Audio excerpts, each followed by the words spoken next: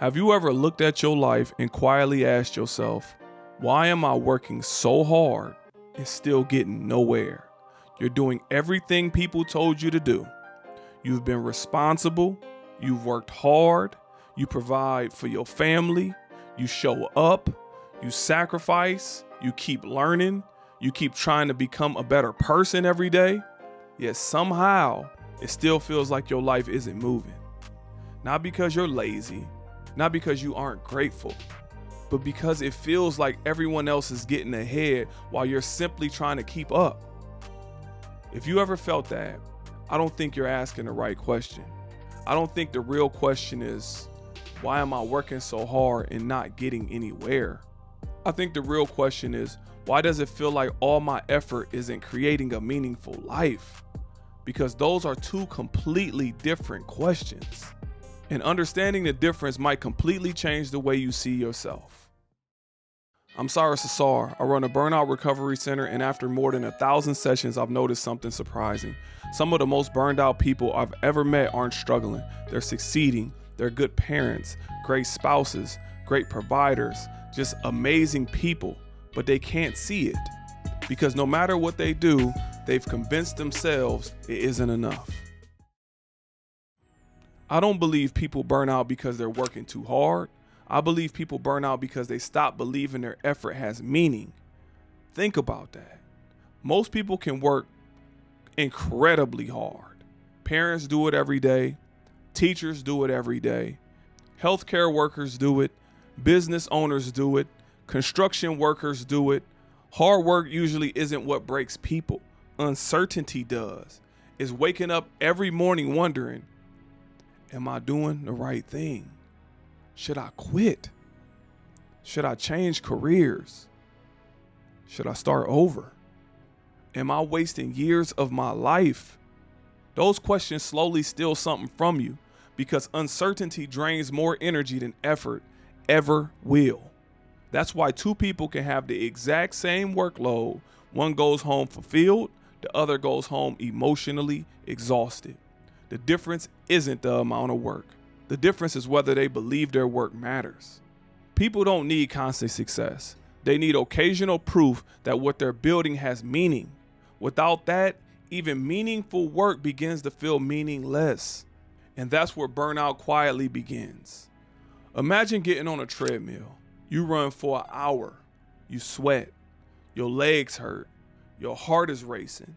You gave it everything you absolutely had. Then you step off. You're standing in the exact same place. That's how burnout can feel. You're moving, but you don't feel like you're moving forward. You're just busy, but you don't feel like you're building anything that matters. You're checking things off that to-do list. 1, 2, 3. But deep down, you're wondering if any of it actually matters. Eventually, you stop asking, how do I work harder? You start asking, what's the point? And that's one of the most dangerous questions burnout creates, because people rarely quit when the work becomes difficult. They quit when they stop believing the work is leading them somewhere. I'll be honest, I wrestled this myself, not because I wasn't working hard, but because I wanted to do absolutely everything. I love helping the community. I love doing coaching sessions and one-on-one. I love speaking on stages. I love running the Burnout Recovery Center. I want to work with nonprofits all throughout Ohio, all throughout the nation. I want to write books. I want to create courses. I want to mentor the youth. I want to create content. You get the point. Every one of those dreams mattered to me. The problem wasn't my passion. The problem was my focus. I was trying to build 10 different dreams at the exact same time. When your energy becomes divided, your progress starts to feel divided too. I remember asking myself, why does it feel like I'm working harder than ever, but I'm not really building anything? You ever asked yourself that? Then one day I stopped asking, what else should I do? Instead, I asked, if I could only focus on one thing out of all these things I do, one thing that naturally creates everything else, what would it be? That one question changed my life. For me, the answer was simple. It was content. One coaching session changes one person's life. One speech changes a room. One video has the potential to help thousands of people while I'm still asleep. So I reorganized my life around that. Today, about 80% of my work goes into creating that content, that relatable content about what we go through in life and burnout. The other 20% goes into coaching, consultation, and building systems. Then something amazing happened. The coaching sessions gave me ideas for these videos. The videos attracted people who wanted more coaching. The conversations became the speeches that I deliver on stage. Those speeches opened doors to organizations. Everything finally started feeding everything else. Instead of competing against itself, then I realized something I'll never forget. I didn't need another plan. I needed a plan that fit exactly who Cyrus is. For a while, I questioned myself because I watched so many business videos. Everyone seemed to have every answer. Cold call, cold emails, how to scale faster. You should do this. Don't do that. Those strategies work for them, but they never felt authentic to me. I'm a community person at heart. I believe in building the relationships. I believe in trust. I believe in serving people before selling to them. That's just what I believe. So I stopped trying to build someone else's business and I started finally building mine. That's when I stopped feeling like I wasn't getting nowhere. Not because I worked harder, but because I finally started working with that clarity. I think one of the biggest reasons people feel like they're getting nowhere is because somewhere along the way, they stopped trusting themselves. Not overnight, not because they wanted to, but little by little. One YouTube video, one podcast, one Instagram reel, one business book, that one expert, that one opinion after another, until eventually they weren't building their life anymore. They were trying to build pieces of everyone else's life to fit them. And I think one of the biggest problems in today's world per se is we've confused access to information with access to wisdom. Those are not the same thing.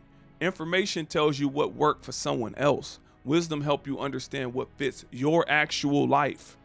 There's a huge difference between the two because someone else's strategy doesn't automatically become your purpose. Someone else's success doesn't automatically become your path. Somewhere along the way, we started believing that because something worked for someone else, it should work for us too. And when it doesn't, we blame ourselves instead of questioning whether we were supposed to follow that path in the first place. I remember working with a client from Seattle who was a content creator. When we first met, she was actually doing extremely well. She wasn't famous, not viral, but she was growing. Her audience was steadily increasing. People genuinely connected with who she was in her authentic form. The comments weren't just likes. People would tell her, "I feel like you're talking directly to me. You inspired me. I needed this today." She wasn't trying to become an influencer. She was simply documenting the things she genuinely loved. She created because it brought her joy. She shared because she wanted to help people. And because she enjoyed creating, other people enjoyed watching. Then something changed. She started comparing herself. Every day she'd see another video. How I gained 100,000 subscribers in 2 months. You know those videos, the secret formula, the algorithm hack, why you're posting wrong. At first, she just wanted to learn. There's nothing wrong with learning. But eventually, learning turned into doubting. Then doubting turned into changing everything. Her editing, her titles, her personality, her voice, even the things she talked about. She slowly stopped creating content that built her audience and started creating content she thought the internet wanted. Then one day she told me something I'll never forget. She said, "I don't even enjoy making videos anymore." Think about that. She didn't burn out because she was creating content. She burned out because she stopped creating her content. Those are two totally different things. She lost herself trying to become something that she is not. During one of our sessions, I asked her one question. What made people follow you in the beginning? She sat there, quietly smiled, then laughed. She said, "I was just having fun." That's it. I said, exactly. She wasn't chasing numbers. She wasn't chasing the algorithm. She wasn't changing strangers' approval. She was simply being herself. People weren't following a strategy. They were following her. So I told her something that I hope you remember too. Get back to what made people trust you, not what made somebody else successful. What made you authentic, because people don't connect with perfection. They connect with authenticity. A few months later, she wasn't trying to become someone else anymore. She went back to documenting her journey, creating from curiosity. Instead of pressure, having fun again. Her audience started growing again. But more importantly, she started enjoying her life again. And that's what is most important. And that's when something clicked for me. Sometimes burnout isn't coming from working too much. Sometimes it's coming from trying to become someone that you're not. Comparison doesn't just steal joy. Comparison steals direction. Every time you compare your journey to someone else's, you become tempted to abandon your own. You start questioning things that never needed to be questioned in the first place. Maybe I should change career. Maybe I should start another business. Maybe I should completely reinvent myself. Maybe I'm doing just absolutely everything wrong. Maybe everyone else have life figured out except me. No, they haven't. Most people are trying to figure out life too. The difference is you're watching people's highlight reels while living your behind the scene reality. Those are two completely different experiences. Social media has given us front row seats to everybody's victory, but almost nobody broadcasts their confusion, their doubts, their failures, their years of wondering if they were making the right decision.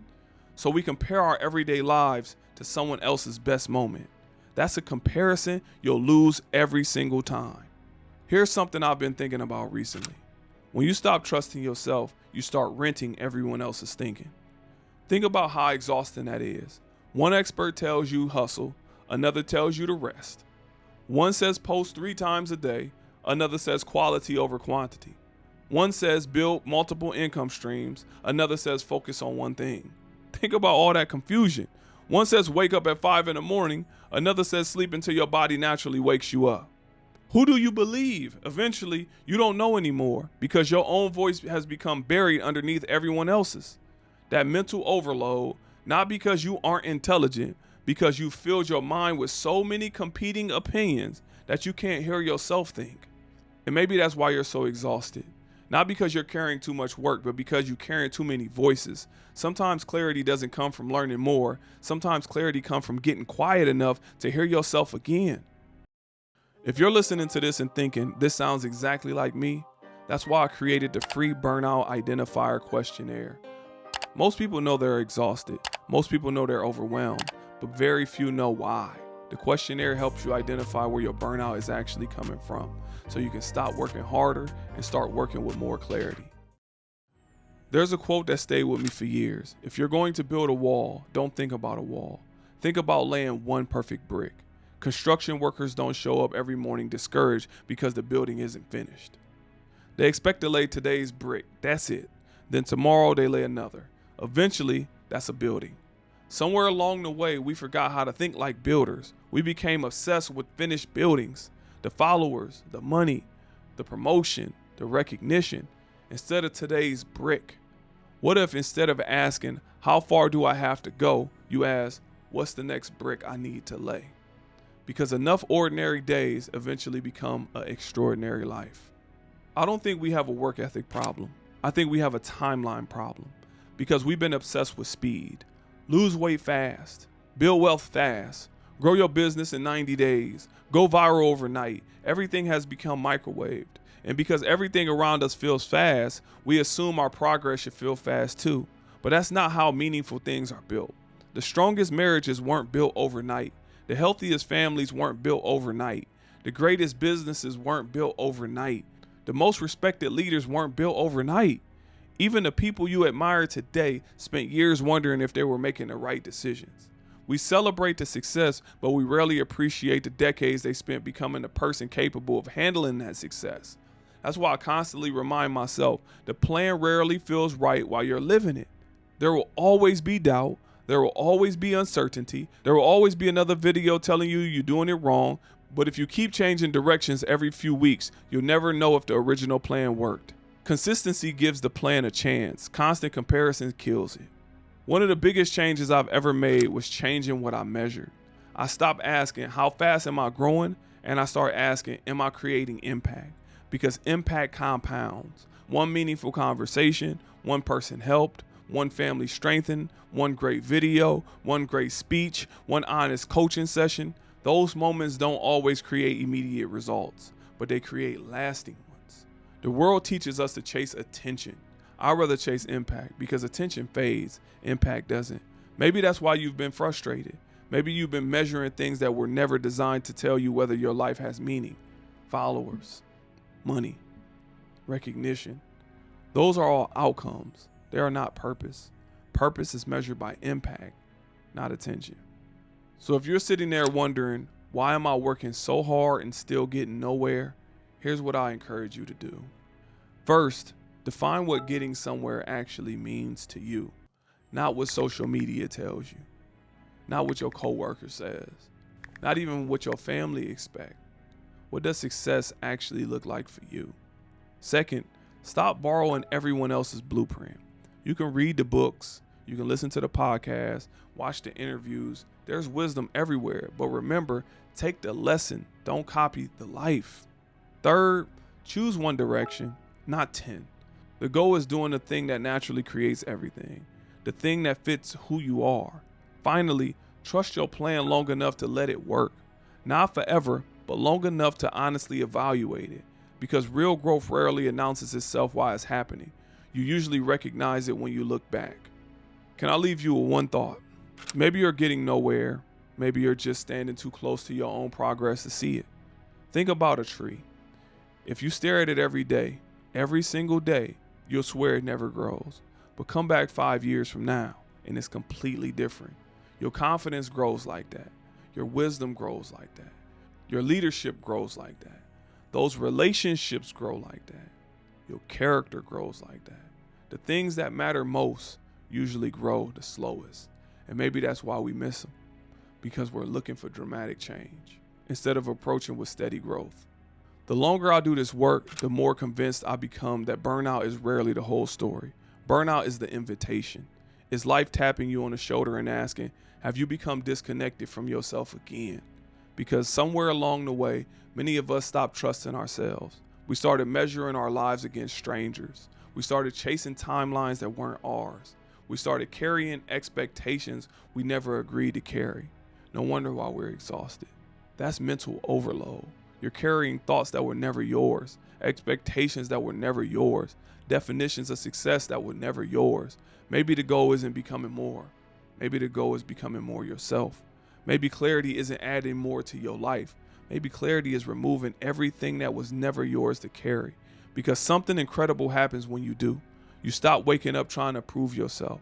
You start waking up with purpose. You stop chasing everyone else's finish line. You start enjoying your own journey. You stop working from pressure. You start working from clarity. And when that happens, burnout begins to lose its grip.